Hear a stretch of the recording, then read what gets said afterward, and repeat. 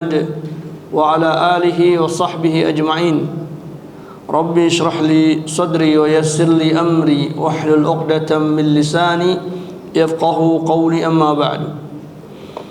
Ikhwati azakumullah, kembali kita di subuh hari ini melanjutkan pembahasan kita di dalam kitab Sahih Fiqh Sunnah. Itu kitab yang membahas tentang amaliyah yang dilakukan oleh seorang muslim. Hari ini kita lanjutkan pembahasan kita ke dalam As-Sunan Al-Fi'liyah bis Salah, yaitu sunnah-sunnah yang dilakukan di dalam salat. Sunnah perbuatan, sunnah dalam arti fikih, secara hukum fikih, yaitu apabila dilakukan maka seseorang yang salat itu mendapatkan fadl, mendapatkan keutamaan di sisi Allah dan bertambah pahalanya di sisi Allah Subhanahu wa taala. Namun apabila dia tinggalkan maka salatnya tetap sah. Namun apabila dia tinggalkan perkara tersebut karena dia meremehkannya, menganggapnya tidak begitu penting, ya, sementara kesempatan dia, waktunya dan pengetahuan dia ada tentang masalah tersebut, tapi karena menganggap ini tidak membatalkan sholat, maka saya tinggal pun tidak mengapa. Ya, dalam makna dia remehkan seperti itu, maka ini bisa jadi menyebabkan dia mendapatkan dosa di sisi Allah Subhanahu wa taala. Ya. Bahkan bisa jadi dia menjauh dari petunjuk-petunjuk syariat dan bisa tercabut di dalam hatinya keimanan. Ya, karena tetaplah apa yang kita bincangkan ini, ikhwati azakumullah, adalah perkara-perkara yang biasa dilakukan oleh Rasulullah sallallahu alaihi wasallam di dalam salat tersebut. Namun memang tidak bisa dijadikan sebagai rukun atau kewajiban berdasarkan dalil-dalil yang ada. Di antara perkara yang menjadi sunnah dilakukan di dalam salat adalah ittihadus sutrah bis salah. Ittihadus sutrati bis salah, yaitu menjadikan pembatas yang membatasi seseorang dengan tempat sujudnya dari orang yang melewatinya. Sutrah dari kata-kata satara, sesuatu yang menutupi, ya. Maka hal ini berdasarkan kepada hadis yang dikeluarkan oleh Imam Abu Dawud, Imam An-Nasa'i dan Imam Hakim dalam Mustadraknya. Dan hadis ini sahih. Rasulullah sallallahu alaihi wasallam bersabda, "Idza shalla ahadukum", apabila salah seorang di antara kalian salat, falyusalli ila sutratin, maka hendaklah dia salat menghadap sutrah, artinya menjadikan di depan dia penghalang.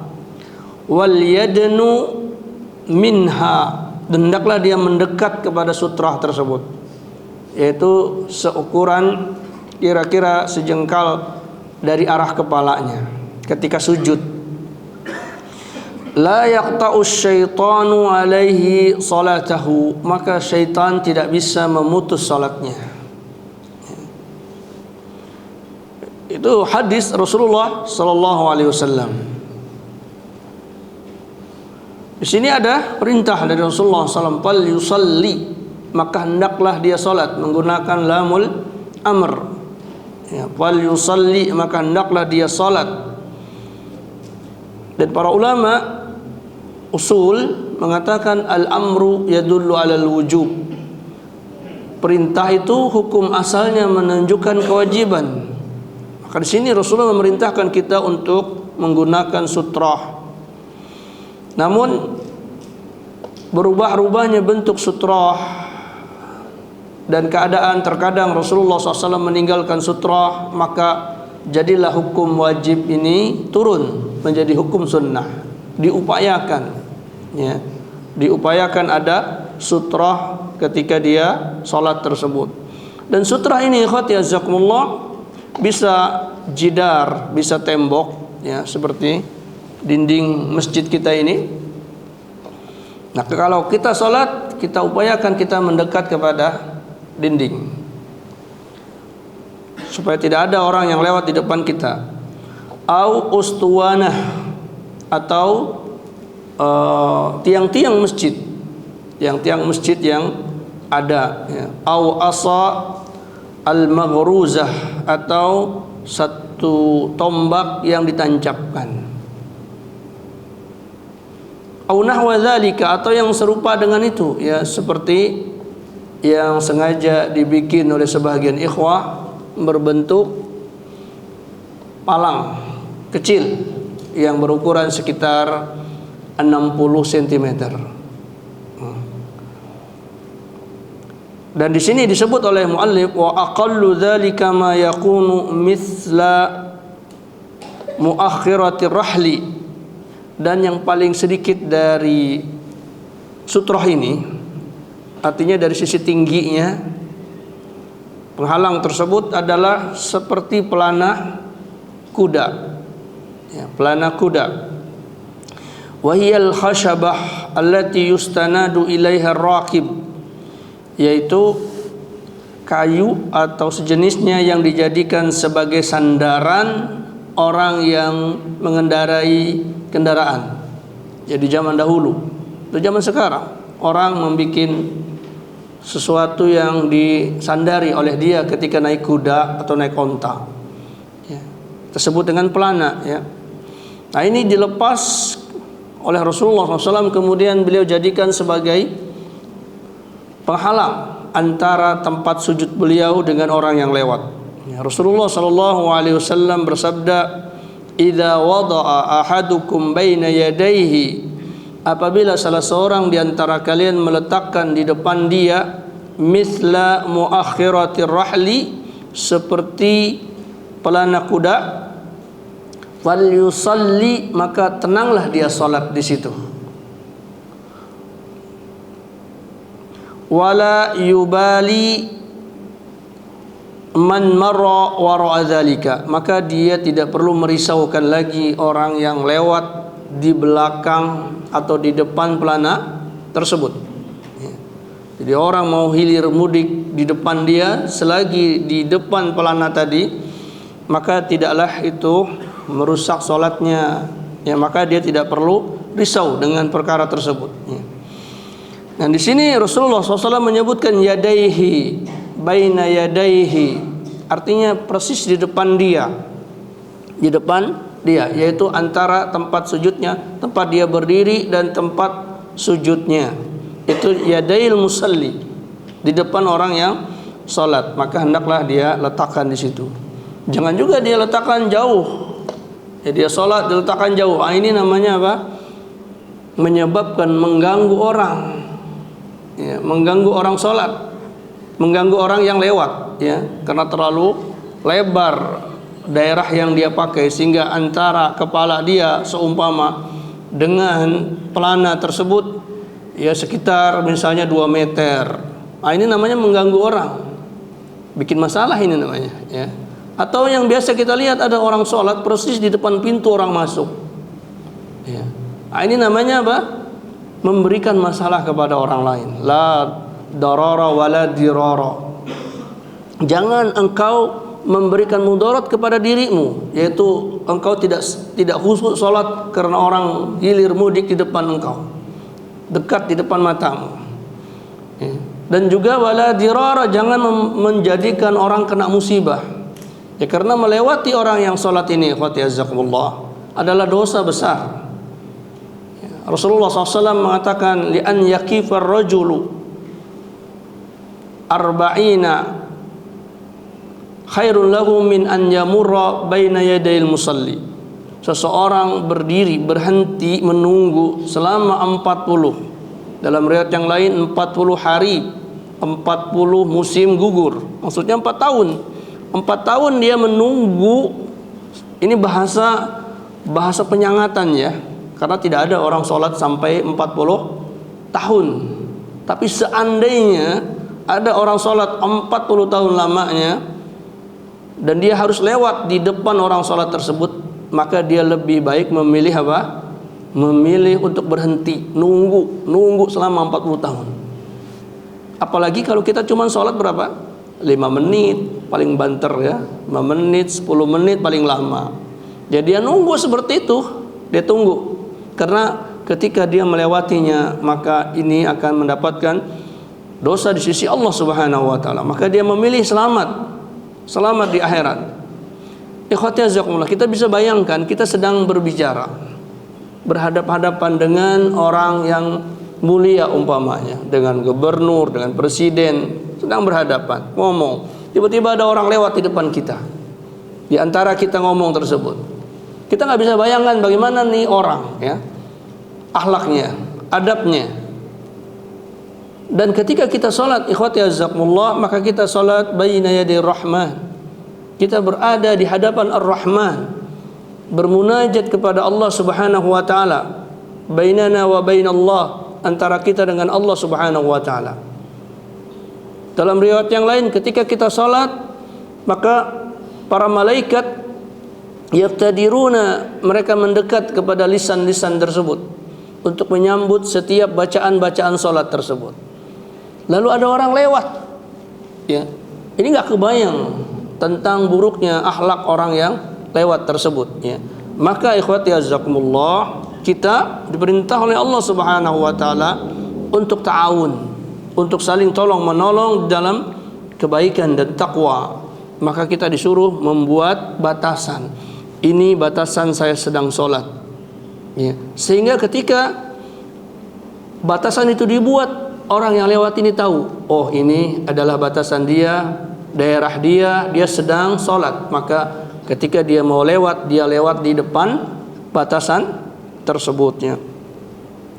Kemudian para ulama mengatakan makna qat'us shalah, terputusnya salat, ya, karena seakan-akan hadis ini memberikan pemahaman apa? Pemahaman terbaliknya, kata Rasulullah SAW, jika sekalian salat maka hendaklah kalian membuat sutrah.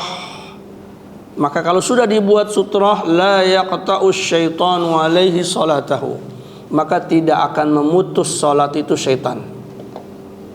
Kata memutus di sini dikatakan oleh para ulama tidak membatalkan salat.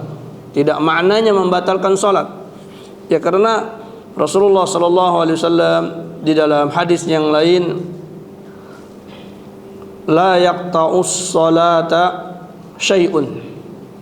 La yaqta'us salata syai'un, tidak ada yang bisa memutus salat. Maksudnya tidak ada yang membatalkan salat dari luar tersebutnya. Maka dipahami maknanya di sini adalah qat'u al-khusyuk, yaitu mengganggu kehusuan. Ya, mengganggu kehusuan, wa qat'ul kamal, memutus kesempurnaan salat. Sehingga salatnya sah, ya, sehingga ketika ada orang salat lalu kemudian ada orang lewat di depannya, salatnya tetap sah, tetapi apa? Berkurang kesempurnaan salat tersebut, berkurang kehusuannya, ya. Apalagi kalau yang lewat itu hilir mudik, ya, kita akan merasakan bagaimana salat itu jadi tenang, ya, di depan mata kita lewat, ya, seakan-akan apa?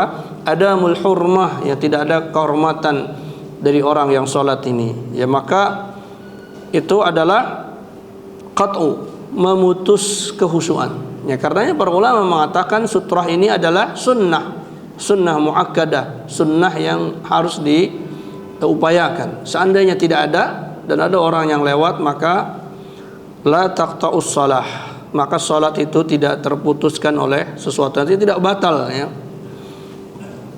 Kemudian ikhwati azakumullah, dalam masalah sutrah ini, maka kalau seseorang berjamaah, maka sutrahnya adalah imam. Sutrahnya adalah imam. Orang-orang yang lewat di belakang imam, di depan para makmum, maka itu tidak mengapa, ya, tidak mengapa, walaupun tidak dianjurkan. Artinya kalau ada sesuatu yang urgen, dia harus lewat di depan orang yang salat tersebut. Kalau berjamaah, maka dia bisa melewati orang-orang yang sholat tersebut. Karena urusan berjamaah ini, ikhwati azakumullah, terkadang-kadang perkara hajat itu muncul di sebahagian manusia, tidak bisa kita elakkan. Mungkin ada orang yang kebelet, ya, ada orang yang datang tiba-tiba sakitnya, dia harus keluar dari tempat sholat karena banyaknya orang yang berjamaah. Maka di sini Islam memberikan kemudahan, yaitu orang yang sholat itu bisa keluar dari tempat sholat walaupun dia melewati orang-orang yang sholat, asal imam terjaga.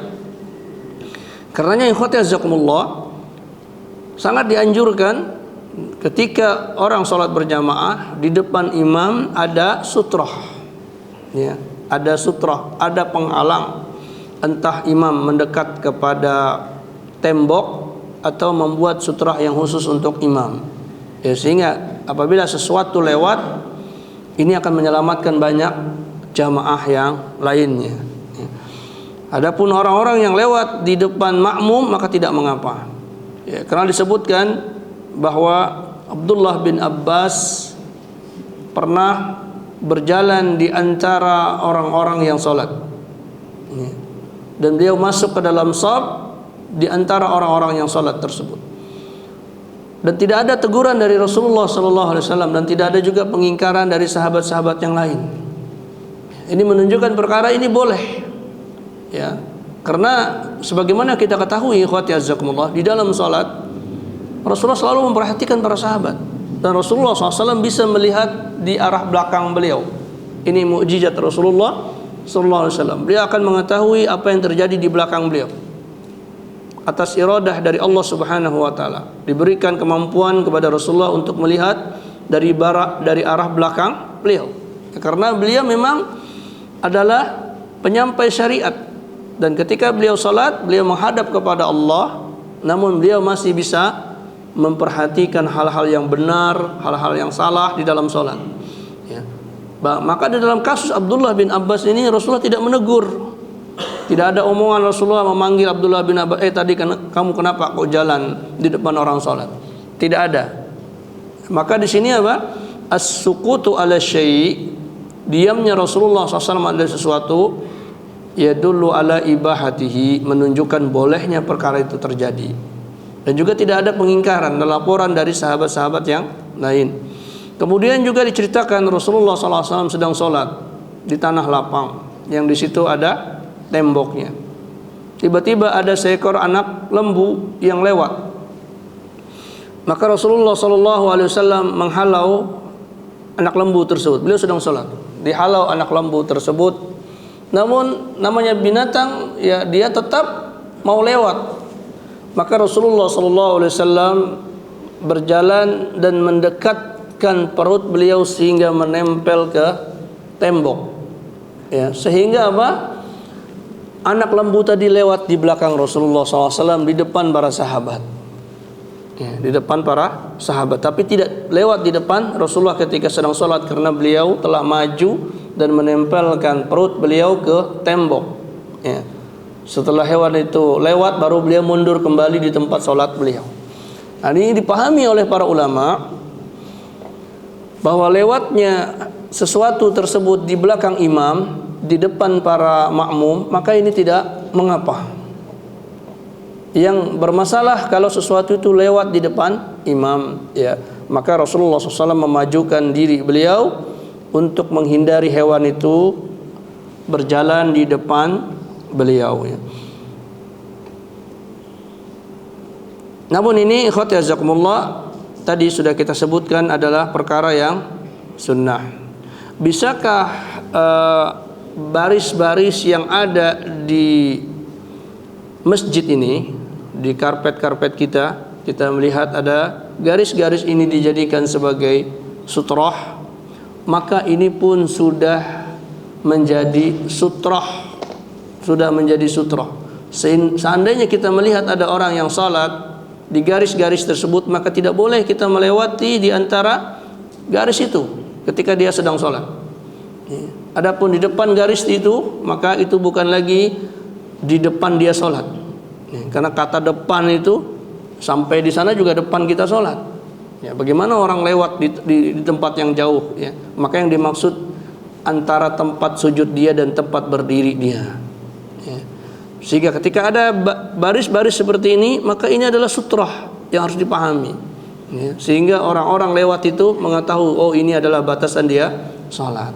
Namun seandainya ada yang lebih afdal daripada baris, ya seperti tembok tadi, seperti tiang, maka itu lebih afdal untuk digunakan dan diupayakan. Namun ini pun cukup untuk membatasi seseorang tersebut ketika dia salatnya. Kemudian yang berikutnya, ikhwati azakumullah, di antara perbuatan sunnah di dalam salat adalah raf'ul yadaini inda takbiratul ihram, yaitu mengangkat kedua tangan ketika takbiratul ihram. Jadi mengangkat tangannya. Wa indar ruku'i, dan ketika ruku', wa raf'u minhu, dan ketika mengangkat kepala dari ruku', ya. Wa indal qiyami minat tasyahudil awal, dan ketika berdiri dari tasyahud awal, yaitu di rakaat kedua untuk menuju rakaat ketiga. Kalau salat itu memiliki rakaat yang ketiga, seperti salat maghrib, salat isya, salat zuhur, salat asar, maka ini memiliki rakaat yang ketiga. Maka setelah kita bangkit dari rakaat kedua untuk menuju ke rakaat ketiga, maka kita juga mengangkat tangan. Inilah ya beberapa tempat yang lazim, yang biasa dilakukan oleh Rasulullah ketika beliau salat dengan mengangkat tangan beliau. Dan ikhwati azakumullah, raf'ul yadain, mengangkat ke tangan, ini adalah sunnah, ya, karena disebutkan di dalam beberapa hadis, ahyanan, terkadang Rasulullah rafa'a yadaihi, mengangkat kedua tangannya, dan wa ahyanan, dan terkadang beliau tidak mengangkat kedua tangannya. Maka ini menunjukkan bahwa perkara ini tidak kontinu dilakukan oleh Rasulullah, terkadang beliau lakukan, walaupun ini yang paling banyak. Ya, maka ini menunjukkan bahwa perkara ini adalah sunnah. Ya, jadi pertama takbiratul ihram. Ketika takbiratul ihram, Allahu Akbar, dia mengangkat tangannya. Kemudian ketika hendak ruku, dia mengangkat tangannya. Ya, kemudian ketika hendak i'tidal, dia mengangkat tangannya. Adapun ketika dia sujud, maka tidak mengangkat tangannya. Jadi ketika mau sujud tidak mengangkat tangan, langsung sujud. Namun ketika bangkit dari rakaat kedua baru mengangkat tangan. Adapun sifat mengangkat tangan yang paling sempurna disebutkan oleh para ulama, yaitu dia melakukan sadal. Sadal itu artinya meluruskan tangannya di samping-samping badannya. Jadi ketika dia mengangkat bertakbir, seumpama dia mau ruku, maka dia melepaskan tangannya ke samping badannya, lalu dia mengangkat tangannya, Allahu Akbar, lalu dia ruku. Ya. Jadi tidak langsung begini, tetapi dia melepaskan tangannya ke bawah, lalu dia angkat. Kemudian dia mengangkat tangannya sejajar dengan pundaknya. Dalam riwayat Al-Imam Bukhari, dalam riwayat Imam Muslim sejajar dengan pundaknya. Dalam riwayat Imam Bukhari sejajar dengan telinganya. Lalu dijelaskan oleh Imam Ibnu Hajar Al-Asqalani di dalam Fathul Bari. Dia menjelaskan bahwa jari batasan jari-jari ini sejajar dengan bahu, kemudian atraful asabi, ujung-ujung jari jemari ini sejajar dengan telinga. Sehingga beliau mengatakan tidak ada perbedaan antara riwayat Muslim dan riwayat Imam Bukhari. Jadi diangkat sejajar dengan bahu, lalu atraf, ujung-ujung jari jemari ini sejajar dengan telinga. Ya. Kemudian menghadapkan telapak tangan ke kiblat. Menghadapkan telapak tangan tidak dilakukan dengan demikian atau dengan demikian, dan tidak ada perbedaan di semua takbir itu, ya.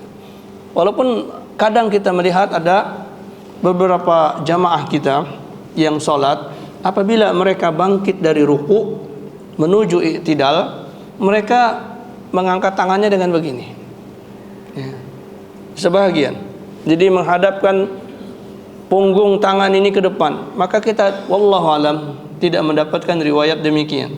Tapi Rasulullah SAW menghadapkan telapak tangan beliau ke kiblat, lalu farraja bainal asabi, beliau merenggangkan jari jemari ini. Tidak beliau rapatkan begini, tidak beliau renggangkan ekstrim, tapi beliau renggangan secukupnya untuk menunjukkan jari jemari ini.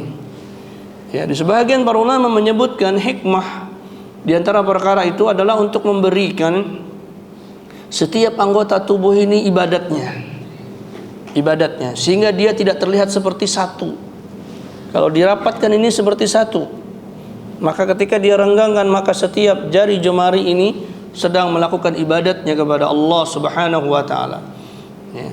Karena di sebahagian ucapan para ulama, salat itu adalah rangkuman dari rukun Islam yang 5. Ya, salat itu adalah rangkuman dari rukun Islam yang 5. Di dalam salat ada syahadat.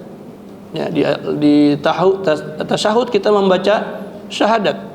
Kemudian salat, ya salat itu secara keseluruhan adalah ibadah yang ada di rukun iman, di rukun Islam. Kemudian zakat, ya zakat adalah memberikan hak-hak tubuh untuk melakukan haknya dia menyembah kepada Allah Subhanahu wa taala. Karena disebutkan di dalam hadis tentang salat duha, ya idza asbaha abdun, jika sudah masuk waktu subuh, likulli sulama sadaqatun, maka di setiap sadaqatan, inna likulli sulama sadaqatan, sesungguhnya di setiap persendian seorang hamba ada sedekah.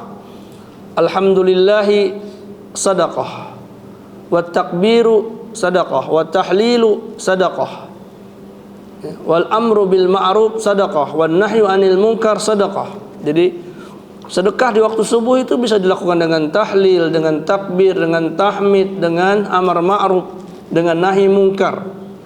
Wa kullu zalika kullahu yajzi'u, kata Rasulullah, dan semua yang demikian itu dicukupkan dengan 2 rakaat salat duha. 2 rakaat salat duha.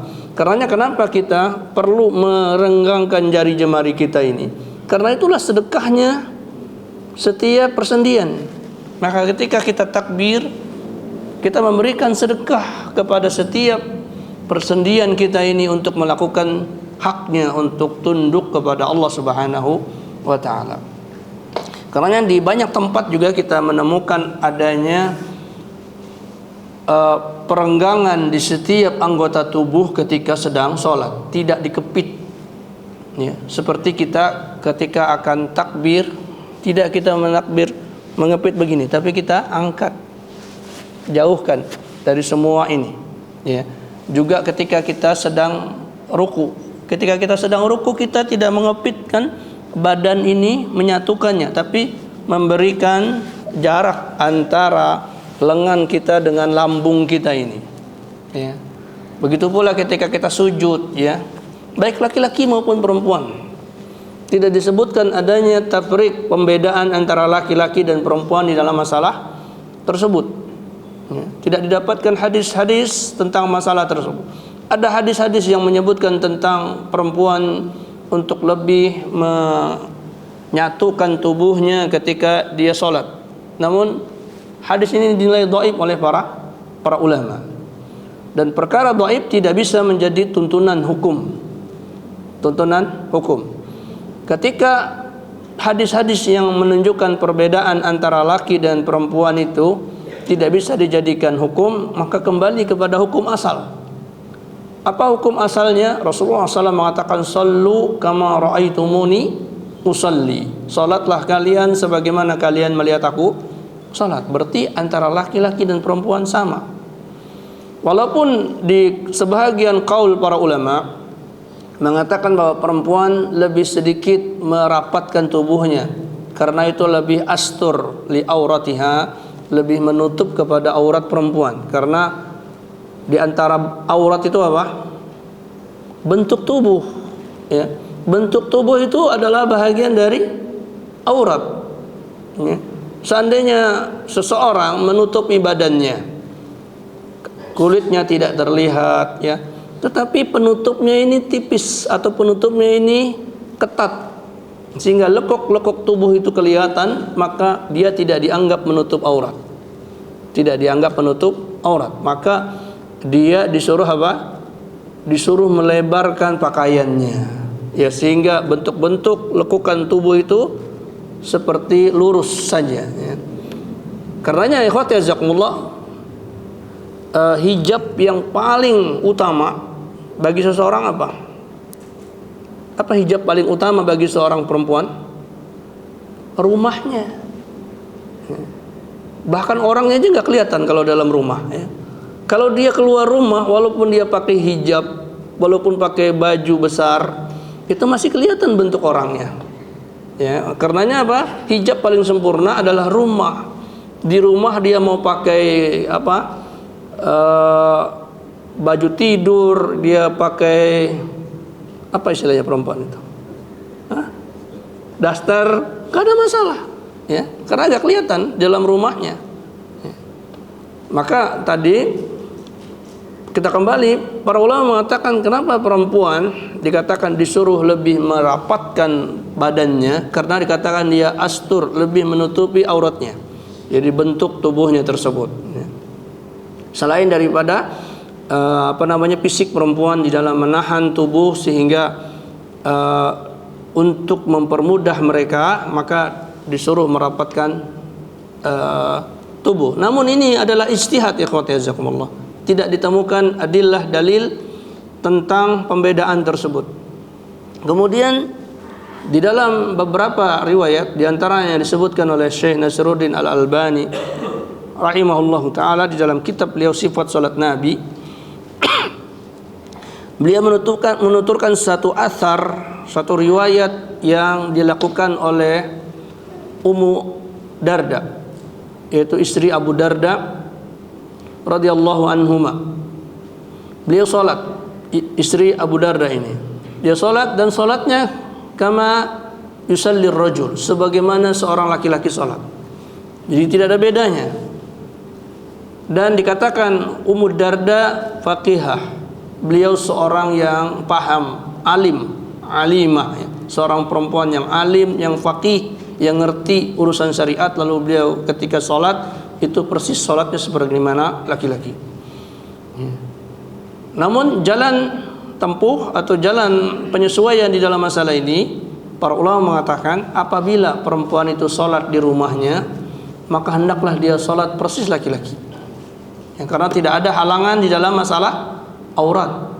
Apabila dia sholat di luarnya, maka dia lebih sedikit, ya, mengurangi kesamaan dengan laki-laki tersebutnya. Wallahu alam.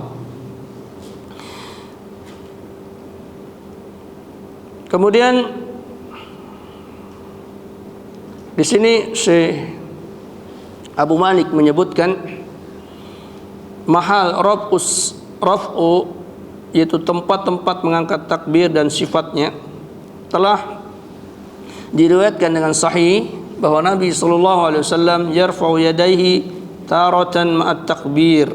Terkadang Rasulullah SAW mengangkat tangan beliau disertai ucapan takbir, jadi bersamaan dengan takbir Allahu Akbar, sambil mengangkat tangan sambil mengucapkan takbir, dan takbir diisba'kan, dipenuhkan, ya, selama mengangkat tangan tersebut.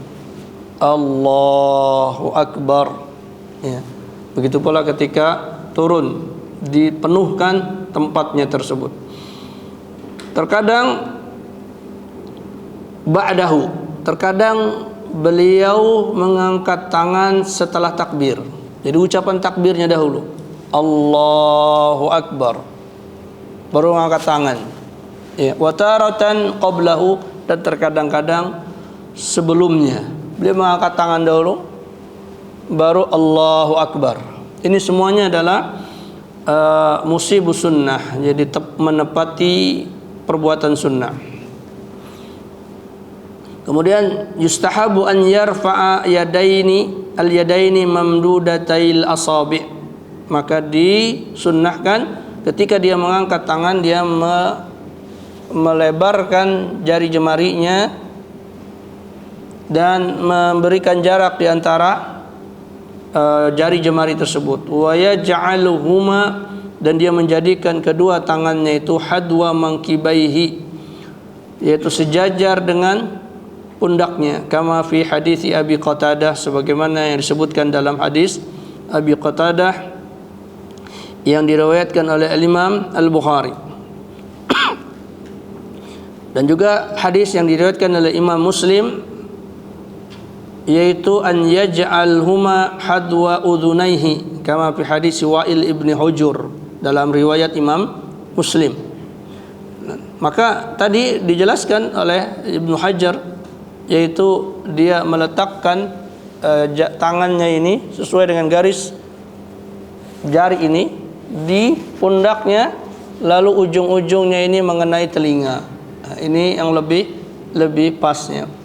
Adapun selain itu, wallahu alam, kita tidak mendapatkan adillah yang kuat ya tentang mengangkatnya setengah dada begini ya. Dan ikhwati jazakumullah, ketika kita melakukan gerakan salat ini, maka kita lakukan dengan sesuatu yang biasa ya, jangan terlalu lebay ya. Takalluf dalam istilah syar'i. Takalluf itu apa? Seakan-akan seperti robot. Ya, tidak juga, biasa saja. Allah ya.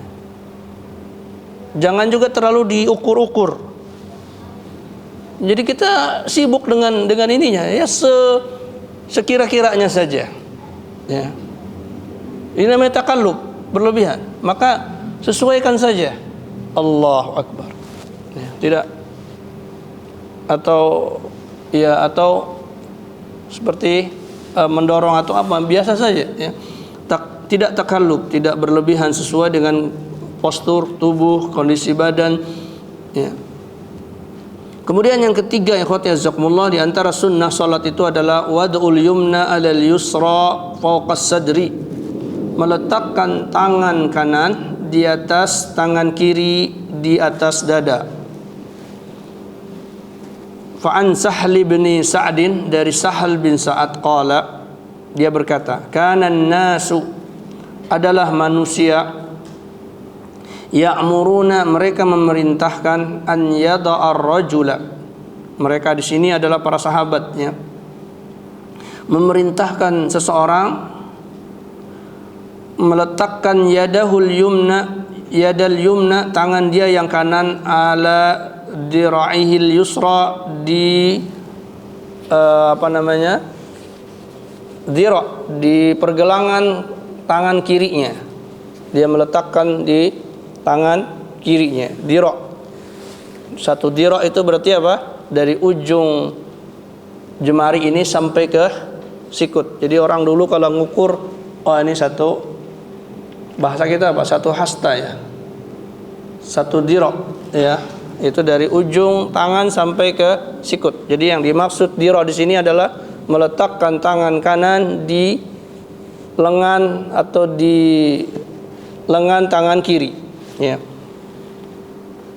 Ini hadis Sahal bin Sa'ad. Juga dalam hadis Wa'il ibni Hujur qala, berkata, salaitu ma'a Rasulullah sallallahu alaihi wasallam wa wada'a yadahu al-yumna 'ala al-yusra 'ala sadrihi. Aku salat bersama Rasulullah SAW, lalu beliau meletakkan tangan kanan beliau di atas tangan kiri beliau, di atas dada beliau.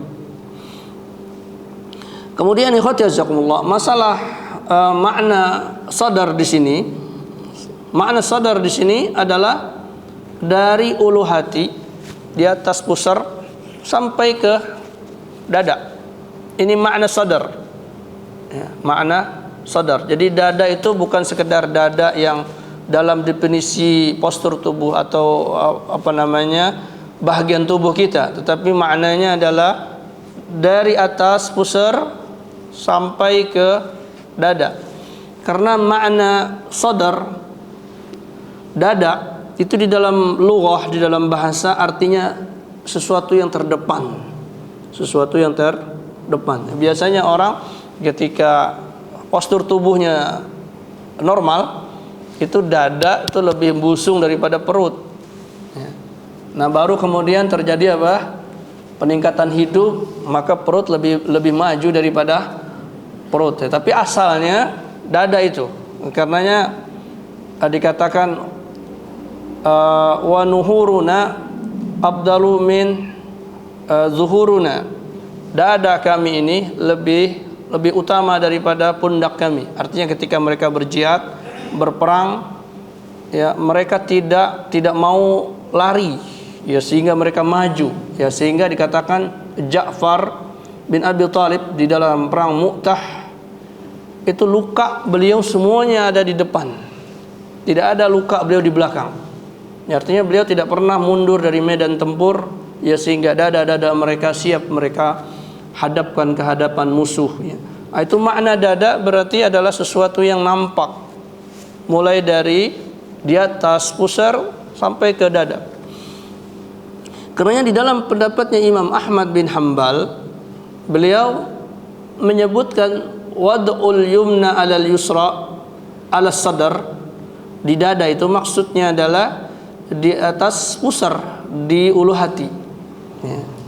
Ya, dan itu ikhwati azakumullah menghindarkan takalluf, menghindarkan berlebihan di dalam sholat, sehingga seseorang sesuai dengan postur tubuhnya. Lengan kita ini ikhwati azakumullah sudah ada batasannya masing-masing, sama, dan itu adalah sejajar dengan perutnya, sehingga dia meletakkannya pun tidak ada takalluf, tidak ada hal yang berlebihan, sesuai dengan postur tubuhnya. Maka dia letakkan di ulu hatinya begini, maka postur tubuhnya itu tidak membuat dia kesulitan di dalam meletakkannya. Apabila kita letakkan ke atas, maka ini ada takalluf, ya ada beban, ya, karena terkadang-kadang ikhwati azakumullah kita sholat, kita terjadi turun lagi, ya, terjadi turun lagi ke bawah dan sebagainya, ya. Ya karena apa? Ada takalluf di sini, ada beban lebih ketika kita mengangkatnya, ya. Maka di dalam mazhab Hambali bahkan di pusar dan di atas pusar sedikit, dan ini sesuai, ya. Dan di sebahagian mereka mengatakan tidak meletakkannya di dada, ya, karena tasabbuh menyerupai dengan ibadahnya kaum Yahudi, karena orang-orang Yahudi meletakkan tangannya ketika beribadah persis di atas dadanya, menyilangkan di atas dadanya, ya. Maka kita disebutkan oleh Imam Ahmad, makanya Imam Ahmad rahimahullahu ta'ala la yujibuhu, tidak menakjubkan beliau hadis fauqas sadar, fauqa dengan kata-kata fauqas sadar, di atas dada. Tapi kalau alas sadar, iya, ala itu berarti di atas, maksudnya adalah diletakkan di dada, ya, seperti orang berbaring, maka di atas dada berarti apa? Di atasnya. Bukan makna di atas dada ini dada, lalu atas dada ini, bawah dada ini, sehingga diletakkan di atas dada begini. Maka wallahu alam tidaklah demikian yang dimaksudnya.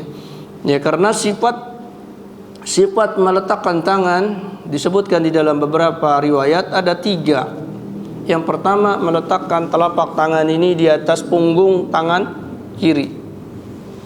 Dan ini mudah untuk melakukannya. Ya, apabila kita lakukan di sini agak susah nih, nanti menyilang jadinya. Yang kedua, meletakkan tangan kanan di pergelangan tangan kiri, jadi memegang rusuk ini. Dan ini pun sulit akan dilakukan kalau di dada persis begini. Tapi kalau di sini mudah kita lakukan. Kemudian yang ketiga, memegang lengan, tulang lengan ini. Nah, ini akan lebih sulit lagi kalau diangkat, ya, akan sulit, ya. Maka jam bainar riwayat, mengumpulkan dalam riwayat ini, maka tempat yang paling pas ketika mengangkat tangan adalah di ulu hati, sedikit di atas pusar, dan di pertengahan antara dada dengan perutnya. Wallahu alam. Kemudian yang berikutnya, ikhwati azakumullah, yang berikutnya adalah an-nazar ila mahali as-sujud, melihat ke tempat yang sujud, ke tempat sujud. Dan ini ikhwati azakumullah menyatukan baina ma fi qalbi wal fi'li, menyatukan apa yang dilihat dengan perbuatan. Di dalam hati kita mengagungkan Allah, memuliakan Allah, mengagungkan Allah. Allah Maha Besar. Maka dalam perbuatan mata kita pun menunduk ke arah sujud kita. Kita tidak mengangkat kepala kita, tidak mengangkat pandangan kita. Ya, orang ketika berbicara dengan orang-orang besar, lalu dia mengangkat kepalanya, mengangkat matanya, ini tanda dia mentasgirkan, mengecilkan orang. Tapi kalau dia menundukkan pandangannya, berarti dia ihtiram, mengagungkan. Dan tidak ada yang lebih besar dari Allah Subhanahu wa taala. Karena itu kalau kita melihat definisi iman yang disebutkan oleh para ulama dan yang banyak diberikan pandangan adalah pendapatnya Imam Abu Hanifah, sehingga ada yang menyebut beliau murji'ah. Imam Abu Hanifah mengatakan al-imanu al-iqraru bil qalbi, sesuatu ikrar, ketetapan di dalam hati. Ya. Adapun perbuatan beliau tidak memasukkannya ke dalam unsur iman. Namun beliau mengatakan syurutu sihhati al-iman al-amal. Syarat sah iman itu amal perbuatan. Ya. Jadi kalau orang mengatakan saya beriman kepada Allah, saya mengagungkan Allah, tetapi perbuatannya menyelisihi apa yang ada di dalam hatinya, maka tidak sah imannya. Jadi hampir tidak ada perbedaan ya pendapat Imam Abu Hanifah ini dengan kalangan para ulama, karena beliau tetap mengatakan bahwa amal itu adalah syarat sah iman. Adapun imannya ada di dalam hati, tapi syarat sahnya adalah perbuatan. Jadi perbuatan harus menampakkan apa yang diiktikadkan. Ya, di antara bentuk fiil tadi ketika sholat orang melihat kepada tempat sujud. Ya, karena kita katakan Imam Abu Hanifah rahimahullahu taala imamun min a'immati ahli sunnah wal jamaah. Jadi imam ahli sunnah wal jamaah. Walaupun pandangan beliau demikian, tapi ini adalah khilaf lafzi, ya, khilaf ungkapan, tetapi pada hakikatnya sama. Pada hakikatnya sama, bahwa beliau memasukkan amal perbuatan ini masuk ke dalam perkara iman, walaupun bahasanya adalah surut sihhati al-iman. Ya, syarat sahnya iman adalah al-fi'lu, perbuatan. Maka ketika kita sholat pun perbuatan kita harus menyesuaikan i'tiqad di dalam hati kita di dalam sholat tersebut. Aisyah radhiyallahu anha berkata, "Lamma dakhala Rasulullah sallallahu alaihi wasallam al-Ka'bata ma khalafa basaruhu mawdi'a sujudihi hatta kharaja minha." Ketika Rasulullah sallallahu alaihi wasallam memasuki Ka'bah, tidaklah berpaling pandangan beliau dari tempat sujud beliau sampai beliau keluar dari Ka'bah tersebut. Artinya Rasulullah SAW masuk ke dalam Ka'bah dan beliau sholat, ya, sholat di Masjidil Haram tersebut, dan beliau tetap pandangan beliau ke tempat sujud. Nah, ini menyatakan bahwa kalaupun kita sholat di Masjidil Haram, bukan mata kita ke Ka'bah, ya, mata kita tetap ke arah sujud, ya, berdasarkan hadis ini. Ya, karena apa? Tidak ada perbedaan kita mau sholat di depan Ka'bah, mau di luar Ka'bah, karena pada intinya kita menundukkan pandangan itu untuk mentakzimkan Allah, ya, bukan karena kiblat. Kiblatnya tetap ke Ka'bah, tetapi bentuk sholat kita tetap memandang kepada tempat sujud, ya. Walaupun di depan kita Ka'bahnya, bukan kita melihat Ka'bahnya. Ka'bah sebagai kiblat, tapi cara untuk kita menghadap kepada Ka'bah tersebut, karena pada hakikatnya Ka'bah hanya sebagai sarana yang ditetapkan oleh Allah untuk menyatukan kaum muslimin di dalam salat. Yang mereka sembah adalah Allah, maka ta'zim, memuliakan Allah itu ada di mana-mana. Dimanapun kita salat, maka mentakzimkan Allah itu adalah ada. Maka diantara bentuknya adalah kita melihat ke tempat sujud kita, ya. Taib, ini yang bisa kita sampaikan di kesempatan kali ini. Kalau ada pertanyaan, faliyatafaddal maskura, silakan.